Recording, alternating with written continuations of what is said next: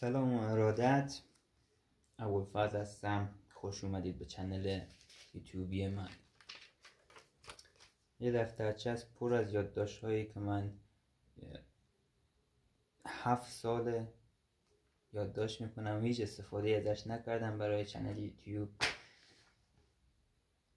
در ناامیدی تمام با تلاش های بسیار زیادی کردم، شاگردی های بسیار زیاد در شغل های متفاوت.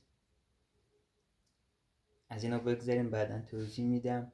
تا آخر ویدیو لطفا همراه من باش. اینجا با هم ریخته است. اینجا قراره استودیوی من باشه و ساب کن. نمیدونم ویدیو لانگ چجوری بگیرم، اصلا نمیدونم میخوام چی بگم. گرمم هم هست، لختم، اینو پوشیدم انداختم. شما معذب نشید، رد کنید دیگه. چی بگم که شما تا آخر ویدیو همراه من باشید، چی نشونتون بدم. آره، من این گلا رو آب میدم هر روز. حالا کار نداریم، الان خشک کویر شده، من آب میدم. بعد دیگه یه دستگاه دارم اینجا، جوجه گیری میکنم. جوجه بلدرچین، مرغ، عقاب، خرس.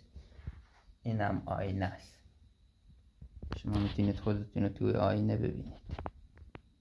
از این دسته ها هم ندارم بگیرم دستم، اینجوری خوشگل بگیرم. و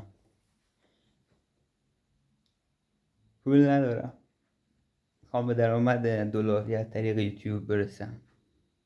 میتونید کمک کنید بهش برسم. جنگم شده.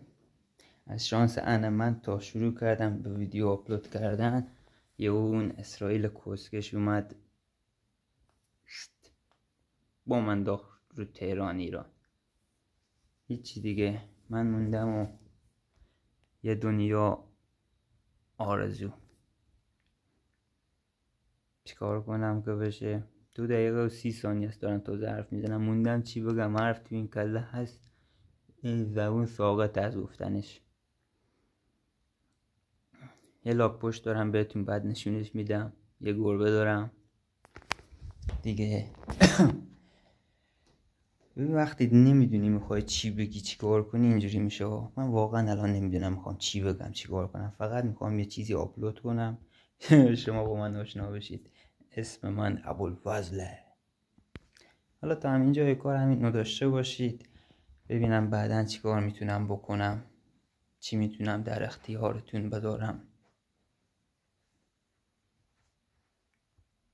فالو کن، ساب کن. خداحافظ.